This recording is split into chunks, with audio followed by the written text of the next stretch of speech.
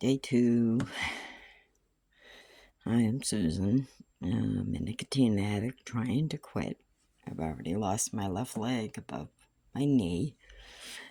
And I got the famous "you've got to quit or I'm going to lose my right leg." So, seeing the doctor yesterday, they put me on the Chantix with the Lexapro to help with the mood swings. Trying to get a hold of the Illinois quit line to get the patches too, because I really got to do this time. This is my third attempt at quitting in over the 50 years that I've been smoking, 51 years exactly.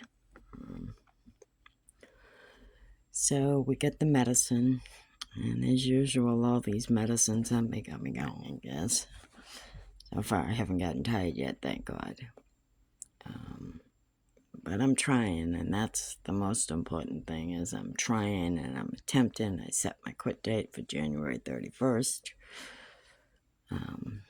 I can do this a day at a time. If I stop drugs and alcohol, I never made sober and clean for 24 years, regardless of the health issues that I had to go through and all the legal medications that were required to get through it. I can get through this.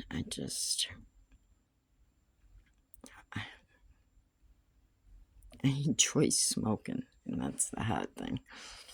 I enjoy smoking with a hot cup of coffee. I enjoy smoking after I've worked myself up because I didn't react to something properly, and I call it my calm down. Get right.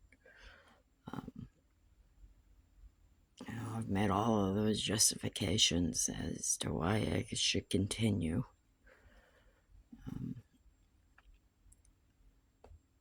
April 31st, 2023, I lost my sponsor, who was a very dear woman, Sarah.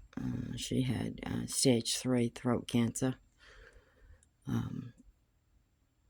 And she was like, man, she didn't want to give up. And, the writing was on the wall. And, she's like, screw this. And she went to the babe, which made it worse, being 39 years sober as she was. Her family was raising hell because the oncologist wanted to put her on the standards for pain management, and they wouldn't let her. They put her over to edibles. She didn't do so good. And I truly think that maybe she overdosed on the edibles because she was in incredible amounts of pain and nobody was monitoring what was going on with that situation. But,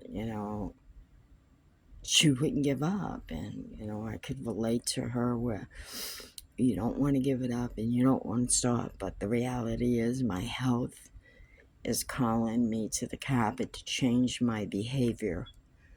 I'm a substance misuse counselor, and I can't stop smoking.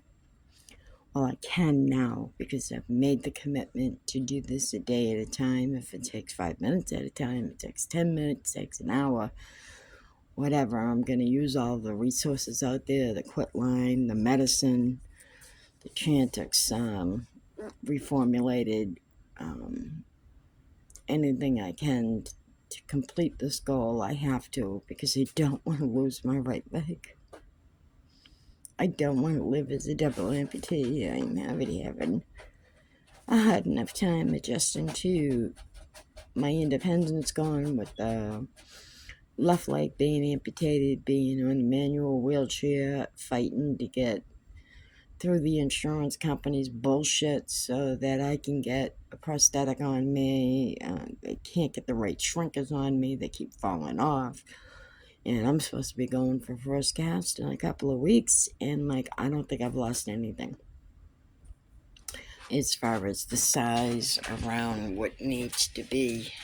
Thing I got a shrink around right now, and it keeps sliding off. It's down here somewhere.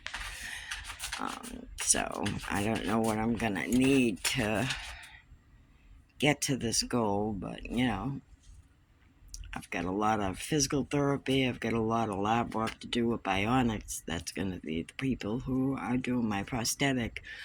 They've believe that should have the microprocessor knee. I looked on my insurance. United Healthcare does cover microprocessors, but there's got to be a serious, serious justification as to why they should shove out $75,000. So, like, I've got to give 100% in to working towards these goals, and I can't complain. I just got to give it a wholehearted attempt. So it's day 2. I set my quit date for January 31st. I took the first starter pill. And I'm getting everything else into place, My higher power, God's got me. And as long as I continue to show up and to try to do the work, I believe that I will be able to attempt this a day at a time. There may be slip-ups. I may puff. But I'll have to learn from that and learn going through the feelings of the guilt and the shame of giving up on yourself. Because my health is more important to me than anything, and my independence of getting back in the world and doing what I need to do, what I was meant to do. I didn't spend 8.5 years on an education just to throw it all away and not make my mark on the world, helping those who gave me a hand up, helping and continuing that chain of support, because that's all we really got is people showing kindness and love and understanding and supporting and educating others that they can do it if they find the courage and the willingness to go through what it's going to take. It's not going to be easy. It's going to be hard. There's going to be days that I want to rip teddy bears' heads off, putting real people's faces on it. But, as long as I keep it in my mind and I don't react and take it out on anybody, I will be okay. Just pray it away, and hopefully I get that attitude adjustment I need. So, day 2.